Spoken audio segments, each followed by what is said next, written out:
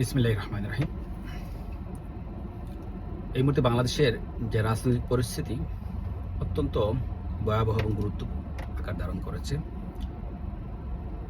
এখন বাংলাদেশের 18 কোটি মানুষ এবং বাংলাদেশের সার্বভৌমত্ব যদি রক্ষা করতে হয়, অবশ্যই বাংলাদেশের স্বাধীনতা পক্ষের শক্তিগুলো একত্রে হতে হবে, একই ছাতার নিচে আসতে হবে। অন্যথায় বাংলাদেশ হয়তো আগামী 10-15 বছরের জন্য আফগানিস্তান মতো তালেবান কায়েমে বাংলাদেশ রাষ্ট্র গঠন হয়ে যাবে। কারণ এই মুহূর্তে বাংলাদেশের যে রাজনৈতিক যে ক্ষমতা যাদের হাতে রয়েছে সেটা তারা হচ্ছে ইউনূসের অধীনে পাকিস্তানপন্থী জঙ্গি হেফাজত জামাত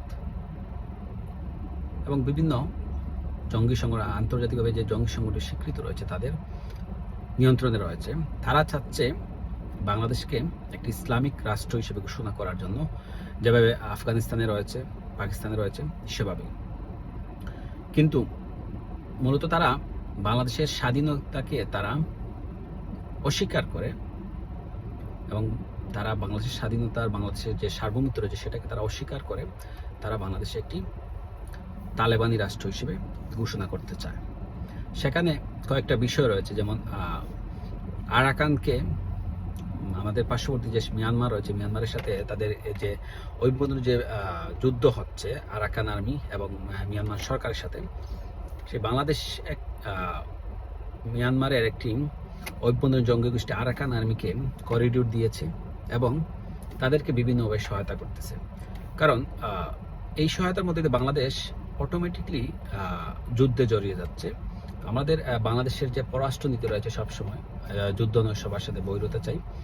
আমাদের সাবেক বাংলাদেশের যত সরকার রয়েছে সবারই এই ধারণাটা ছিল এবং তারা এই পররাষ্ট্র মেনটেন করেছে। এবং বিগত 16 বছর মাননীয় প্রধানমন্ত্রী বঙ্গবন্ধু কন্যা জয়ন্তী শেখ হাসিনা তিনি অত্যন্ত সুদক্ষভাবে এবং চৌকসভাবে এই যুদ্ধ এড়িয়ে গিয়ে সবার সাথে বন্ধুত্ব বজায় রেখেছে, কারোর সাথে যুদ্ধ না করেই সবার সাথে বন্ধুত্ব বজায় রেখেছে।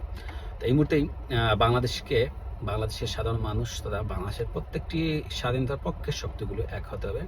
অবশ্যই আওয়ামী লীগ এবং বিএনপি এক হতে হবে, অন্যথায় বাংলাদেশের স্বাধীনতা, সার্বভৌমত্ব, বাংলাদেশের মানুষের জীবন প্রাণনাশে হুমকির সম্মুখে পড়বে। কারণ যাদের হাতে ক্ষমতা রয়েছে তারা যদি আরেকটু সুযোগ পায়, বর্তমান যে ইউনূসের নেতৃত্বে যে অবৈধ সরকারটা বাংলাদেশে রয়েছে, একটি দখলদার সরকার, তারা যদি আরেকটু সুযোগ পায়, এই বাংলাদেশ পুরোপুরি আমাদের বাংলাদেশের মানুষের হাত থেকে নিয়ন্ত্রণ চলে যাবে, বিদেশি রাষ্ট্রের কাছে নিয়ন্ত্রণে চলে যাবে।